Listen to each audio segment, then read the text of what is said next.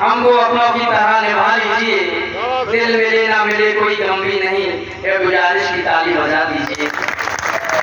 विजयी विश्व तिरंगा प्यारा भारत की पहचान रहे, शांति नाथ के आदर्शों से भारत का सम्मान रहे, जितनी गीता हमको प्यारी उतना ही कुरान रहे, सारे जग से अच्छा केवल अपना हिंदुस्तान रहे, सारे जग से अच्छा केवल अपना हिंदुस्तान रहे।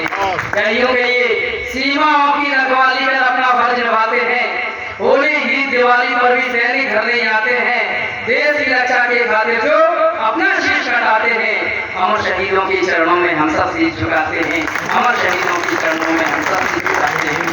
ख्वाजा की यहाँ पर मुस्लिम बंधु भी बैठे हैं, इनकी दाढ़ी को हजरत की दरगाह मानकर प्रणाम करता हूँ। सुनिएगा सच्चा आपके सम्मान में चार पंक्तियाँ कि हिंदी अपनी माता जैसी मौसी अपनी उर्दू है, हिंदी अपनी माता जैसी मौसी अपनी उर्दू है, अपने हिंदुस्तान में यारो हर भाषा का जादू है, मेरी दो नजरें हैं लेकिन एक नजर में रखता हूँ, उतना प्यारा मोमिन मुझको जितना प्यारा हिंदू है।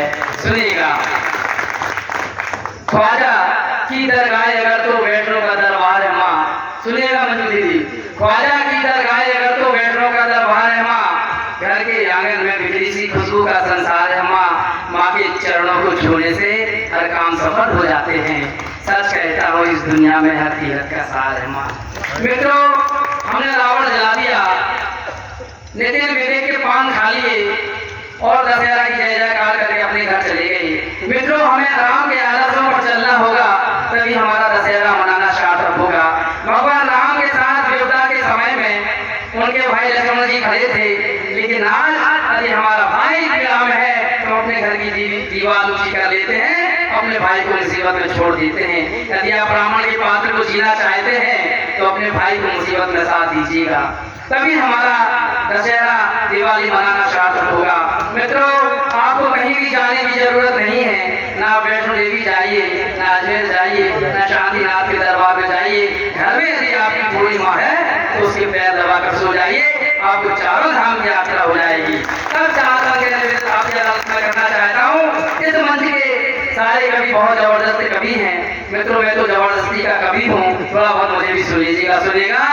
की कहानी मैं सुनाता हूँ, उसे वो मोड़ देते हैं, मैं रिश्तों को निभाता हूँ, उसे वो तोड़ देते हैं।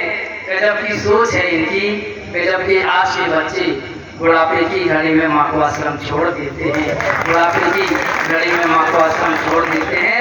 पीड़ा संवेदना की पंक्तियां सुनेगा, मेरी कविता गीत नहीं है, जीवन की सच्चाई है, जहाँ जहाँ भी देखी पीड़ा मैंने कलम चलाई है। मित्रों, मेरी कोई कविता किसी नायिका के गुलाबी होंठों के नीचे काले दिल पर नहीं, भारत माँ के धड़कते दिल पर लिखने का प्रयास किया है। मैंने कोई गजल नायिका के गोरे गाल पर नहीं, हमेशा भारत माँ के भाल पर लिखने का प्रयास किया है।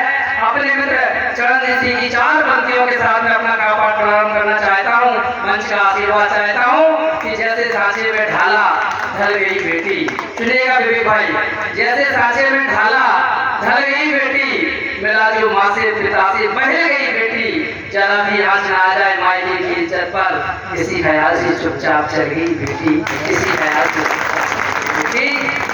कैसे पलेंगे बच्चे अगर खेतियाँ ना हो, वह घर नहीं है घर जहाँ पर बेटियाँ ना हो। दिख गए घर गई, दिख गई खेतियाँ, बैठ पाई हैं डोली में तब बेटियाँ, माँ की चूड़ी बिकी, दिख गई बालियाँ, हाथ मेहंदी रचा पाई तब बेटियाँ, हलवा पूरी तो बेटों की खातिर बने, बासी रोटी चबाती रही बेटियाँ।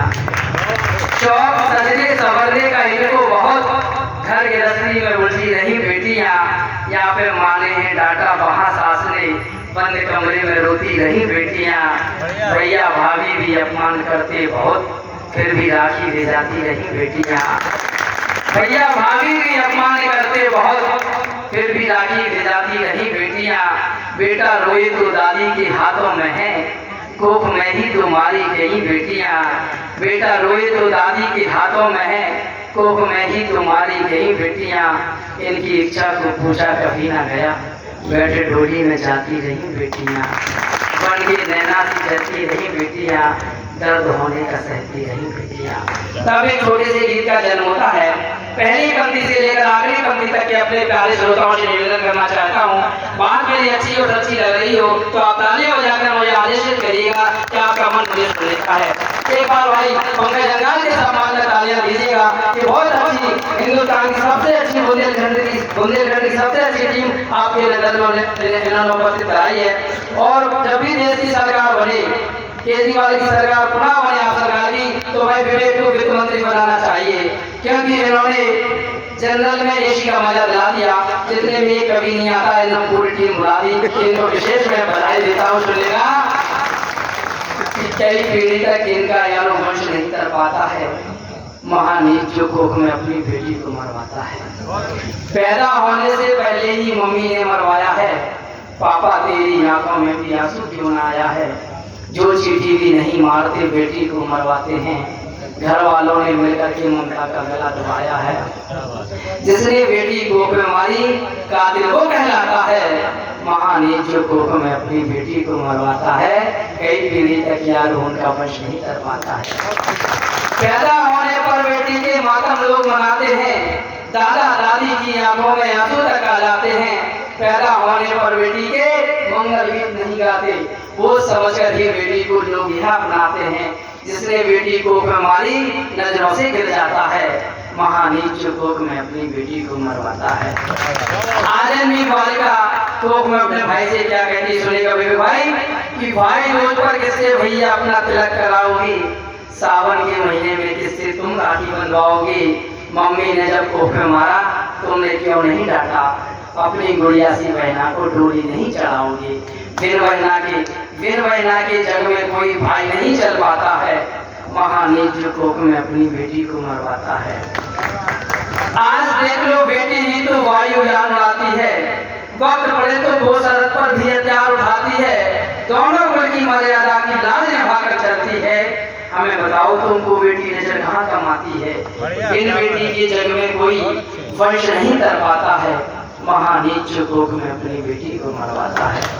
मित्रों, जिन बेटों के लिए हम माँ को जल ढालने जाते हैं, अंत में बुढ़ापे में वही बेटी अपने माँ बाप के साथ क्या करते हैं। पूरे शरण का आशीर्वाद चाहता हूँ कि बेटे बहुओं ने मिलकर ही जायदाद को हड़पा है, बेटे बहुओं ने मिलकर ही जायदाद को हड़पा है, और बुढ़ापा की रोटी को बस तेरी तरसा है।